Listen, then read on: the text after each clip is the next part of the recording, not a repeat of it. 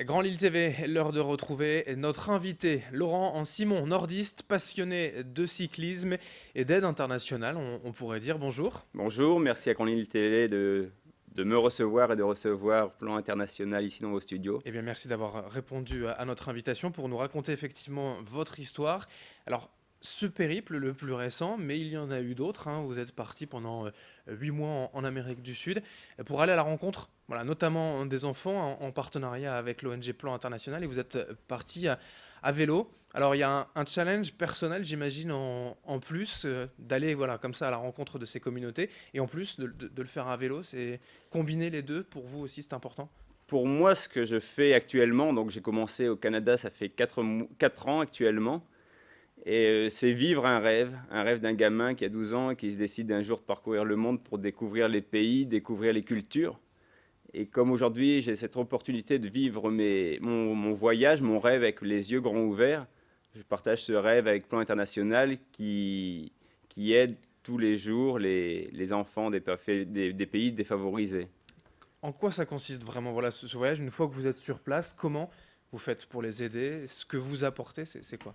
Alors, mon voyage, ça se passe donc pays par pays. Donc actuellement, j'ai commencé ce dernier voyage en Amérique latine à Lima. J'ai rallié Fortaleza au Brésil.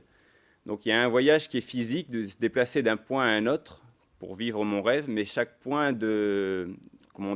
d'arrivée, il y a une antenne de plan international. Et là, on organise différentes activités comme des bicicletadas, c'est des randonnées avec les enfants pour Oui. promouvoir les droits des petites filles. Il y a des visites d'école, des interviews auprès des médias pour véhiculer les droits et les manteaux des enfants. Et en même temps, je récolte des fonds, donc sur le terrain ou ici lors des conférences. Et les fonds permettent d'effectuer des donations, soit en matériel scolaire, soit en matériel de sport, ou des fois, à l'extrême, c'est acheter par exemple un camion de briques pour faire un mur dans une école. Oui, c'est des besoins finalement assez simples, Oui, mais oui. essentiels Bah, quand on ne pour les eux, a pas. c'est vitaux d'avoir ça. Ouais. J'ai visité des écoles à Haïti, ils n'ont même pas un crayon, même pas une feuille de papier pour étudier, quoi. Le t-shirt, par exemple, là, que vous avez, donc c'est le t-shirt de Plan International et d'une campagne particulière, une des nombreuses campagnes de l'ONG, pour Oui. Cerninia, vraiment pour les droits et les manteaux des petites filles surtout. Voilà, donc ça pour Cerninia, je vais le traduire en français, c'est parce que je suis une fille. Oui. En fait, il y a une campagne au niveau mondial pour donner plus d'égalité aux petites filles qui souffrent d'inégalités pour leur sexe et pour leur âge. En fait, dans les pays d'Amérique du Sud, puisque je connais bien les problèmes, une petite fille à l'âge de 10 ans, 11 ans, ne va plus à l'école secondaire, puisque les parents estiment que dès que la petite fille sait compter, sait lire, elle n'a pas besoin d'étudier davantage, et la petite fille est destinée à rester à la maison pour faire tout ce qui est tâches domestiques, prendre soin des petits frères et des petites sœurs qui sont derrière, aller cultiver le jardin. Mais après, suite à ça, c'est tous des problèmes. Donc de se retrouver enceinte à l'âge de 13 ou 14 ans, d'être abusée sexuellement par d'autres personnes du village. Oui, et puis sans Et éducation sans secondaire, éducation, c'est pas d'avenir sans possible. éducation, c'est des barrières qui se ferment pour le futur. Voilà. Une petite fille qui va recevoir une éducation normale comme un garçon a beaucoup plus de chances de réussir dans sa vie professionnelle plus tard. Et une meilleure éducation pour elle, un meilleur revenu, ça permet d'éduquer forcément ses futurs enfants avec plus de chances.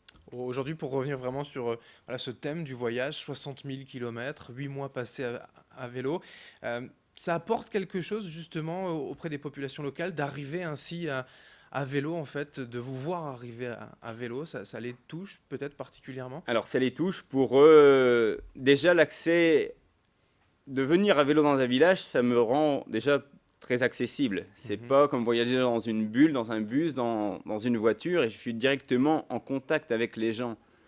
Sur mon vélo, j'ai 70 kilos, et donc mes bagages, donc je transporte tout, et j'ai une petite banderole de plan international. Donc on me demande à chaque fois qu'est-ce que c'est ce Oui. drapeau, si c'est le drapeau de mon pays, puisque en fait les couleurs de plan international sont bleues et blanches, donc on me prend parfois pour un Uruguayen ou un Argentin.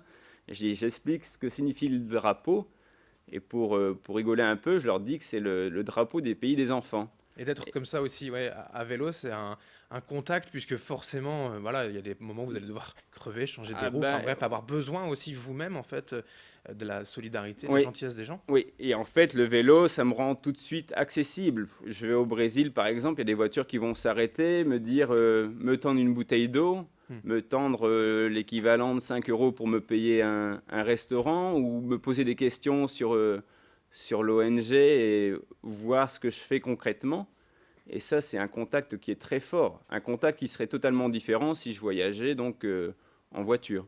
Il y a aujourd'hui votre vie finalement, c'est d'être plus sur un vélo auprès de ces populations que d'être là en France à en faire en PVL. Oui, c'est sûr que c'est totalement différent. Pour moi, voyager à vélo, c'est vivre mon rêve. Parfois, on me dit, ben, t'es en vacances toute l'année. Non, c'est pas des Non. vacances, c'est ma vie. Et je pourrais qualifier que mon retour en France pour ici 3 mois, c'est une période de vacances, même s'il y a beaucoup d'occupations entre deux. Mais Alors c'est aussi, voilà, que vous le disiez, collecter des fonds oui, et intervenir auprès des populations françaises, européennes. C'est ce que vous allez faire d'ailleurs, hein, ce donc jeudi à oui. Templeuve, quoi, avec une conférence, une soirée. C'est bien ça. Donc, il y a une soirée qui est organisée par le Rotary de Templeuve à 19h30 au Petit Théâtre. Et Mhm. je vais présenter mon dernier voyage effectué entre l'année dernière et cette année. Donc, de Lima à Fortaleza, c'est à peu près 1 heure et demie de projection et de questions-réponses. Et les fonds récoltés du Rotary de Templeuve permettra d'aider la maison de repos à effectuer des voyages ou des activités pour les pensionnaires. Voilà, donc on a noté ce jeudi 19h30 à Templeuve. N'hésitez pas à vous renseigner directement le site internet de Plan International et de cette campagne Porser Niña. Merci Laurent Simon d'être venu Merci, nous je vous ai raconter ramené ces voyages. un petit cadeau. Montrez-nous. C'est les bracelets que je vends pour les enfants. Je vous Allez, l'offre. je vous le prends, voilà, la petite rose des vents. Et donc Voilà, c'est ça, en achetant ce petit bracelet violet que l'on va directement financer aussi vos voilà. En programmes. fait, à chaque fois que je vends un bracelet 2 euros, je Ouais. peux acheter un kit scolaire pour un enfant au Pérou ou en Bolivie. Bon, vous n'allez pas me le donner, là, je vais vous le payer quand Non, même. c'est un Parce que... cadeau. D'accord. Merci en tout cas, et jeudi Merci Templeuve beaucoup. pour ce récit de voyage, cette conférence. Merci Laurent Simon. Merci de nous avoir suivis sur Grand Lille TV. Dans un instant, l'information continue.